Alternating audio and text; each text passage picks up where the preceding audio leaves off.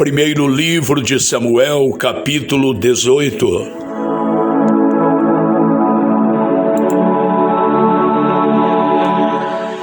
Saul e Davi terminaram a sua conversa.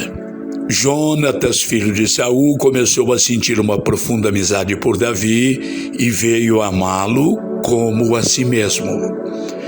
Daquele dia em diante, Saul levou Davi para sua casa e não deixou que voltasse para a casa do seu pai. Jonatas e Davi fizeram um juramento de amizade, porque Jonatas tinha grande amor por Davi. Ele tirou a capa que estava usando e a deu a Davi. Deu também a sua túnica militar, a espada, o arco e o cinto. Davi saiu-se bem em todos os lugares aonde Saul o enviou. Então Saul o promoveu a comandante do seu exército, e isso agradou a todo o exército, inclusive aos outros oficiais. Quando os soldados estavam voltando para casa depois de Davi ter matado Golias, as mulheres de todas as cidades de Israel saíram para encontrar o rei Saul. Elas cantavam canções alegres, dançavam e tocavam pandeiro e lira. Alegravam-se e cantavam assim: Saul matou 1000, Davi matou 10.000. E Saul não gostou disso. Ficou muito zangado e disse: para mim as mulheres deram 1000, mas para Davi deram 10.000? A única coisa que está faltando agora é ele ser rei. E desse dia em diante, Saul começou a ter ciúme de Davi e a desconfiar dele. No dia seguinte, um espírito mau mandado por Deus dominou Saul e ele começou a agir como louco dentro de casa. Davi estava tocando lira como fazia todos os dias e Saul estava segurando uma lança. Então Saul pensou assim: vou espetar Davi na parede. E atirou a lança contra ele 2 vezes, porém nas 2 vezes Davi se desviou.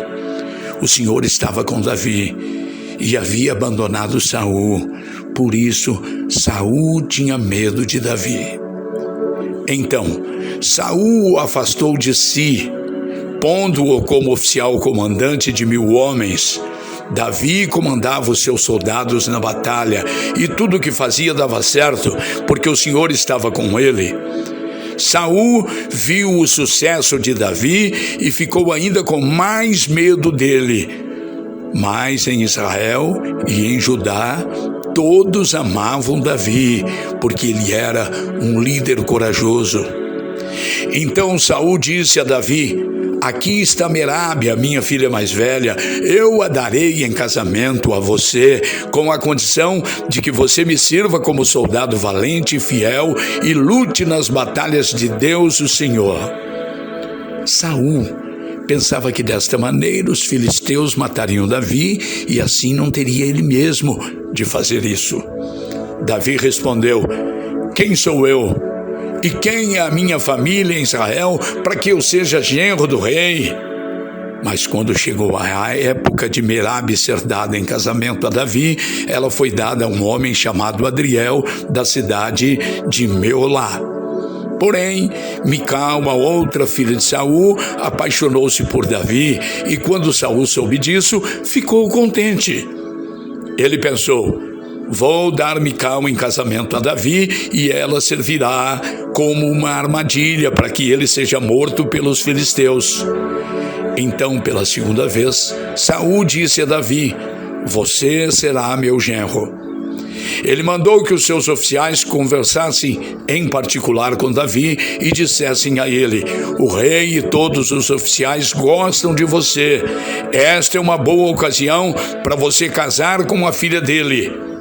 Então eles falaram com Davi e ele respondeu: ser genro do rei é uma honra grande demais para uma pessoa pobre e sem valor como eu.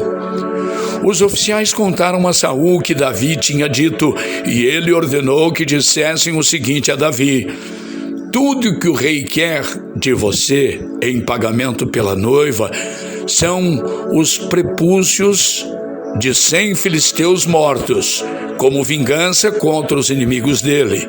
Saul tinha planejado isso porque assim Davi seria morto pelos filisteus. Os oficiais contaram a Davi o que o rei tinha dito, e ele ficou entusiasmado com a ideia de ser genro do rei.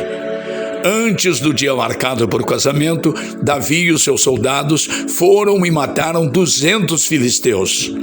Aí, Davi levou ao rei os prepúcios dos filisteus mortos e os contou na presença dele, para que assim se tornasse seu genro. Então Saul deu sua filha Mical em casamento a Davi. Saul viu e reconheceu que o Senhor estava com Davi e que a sua filha Mical o amava. Por isso ficou com mais medo ainda de Davi e pelo resto da sua vida foi seu inimigo. Todas as vezes que os exércitos filisteus saíam para lutar, Davi conseguia mais vitória do que todos os outros oficiais de Saul. E assim, Davi ficou muito famoso.